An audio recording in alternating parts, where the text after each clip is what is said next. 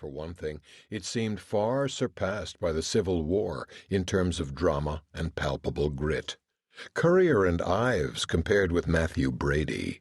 Powdered wigs and tri-corner hats compared with the sprawled bodies and forever young faces of the dead in that road at Antietam. One of my colonial ancestors, General Hugh Mercer, was mortally wounded at the Battle of Princeton in 1777. A famous painting by the Revolutionary War artist John Trumbull depicts Mercer sprawled on the ground parrying a British redcoat's bayonet, yet the work's heroic appeal pales beside the letter composed by my great-great-uncle at a Gettysburg field hospital where he lay dying after Pickett's charge, or beside the chunk of Yankee cannonball that killed his brother, Colonel George S. Patton, at Winchester 1 year later.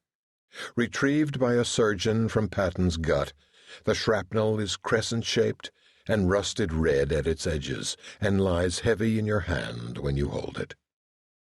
Ken Burns' 1990 television documentary, The Civil War, blended scholarship and artful detail to make its subject powerfully immediate to millions of viewers, creating through music, images, and lyrical voiceovers a video equivalent of the poignant artifacts passed down from my doomed rebel forebears.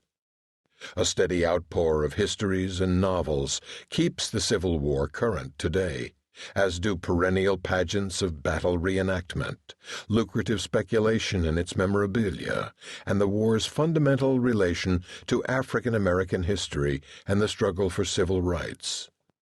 Small wonder the Revolution can't compete. The great figures of American independence remain intriguing, of course.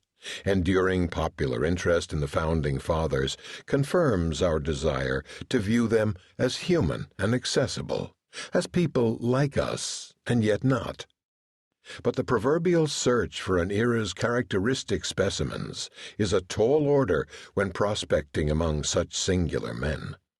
Put another way, can George Washington possibly have been anything like anyone we know? In photographs of Abraham Lincoln's gaunt face, we glimpse the terrible toll of prosecuting a war that took hundreds of thousands of lives.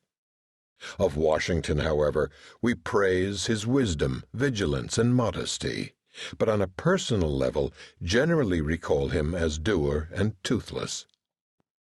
The Revolution suffers in the same way. Bunker Hill and Valley Forge seem mere milestones in the march of progress rather than fateful occasions of risk and peril. Joseph Ellis observes, "No event in American history which was so improbable at the time has seemed so inevitable in retrospect as the American Revolution.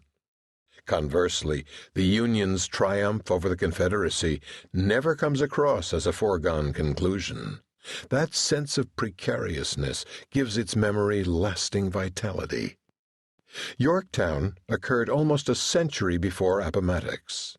The added distance dulls the suspense and thus the humanity of the Revolution, allowing us to see it as myth, which is to say, scarcely to see it at all.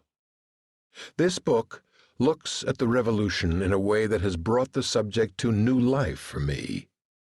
Maritime privateering, legalized piracy in the shortest of shorthand, engaged multiple areas of revolutionary life that, examined together, present a colorful and surprisingly broad portrait of the era.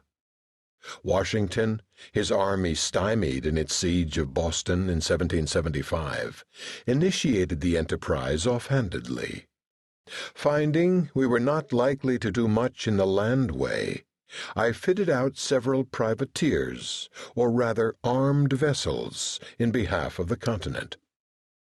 Offering a percentage of spoils as inducement, the call for citizen sailors to raid British shipping tapped the same vein of self-interest and comradeship that had led the colonies to seek independence in the first place.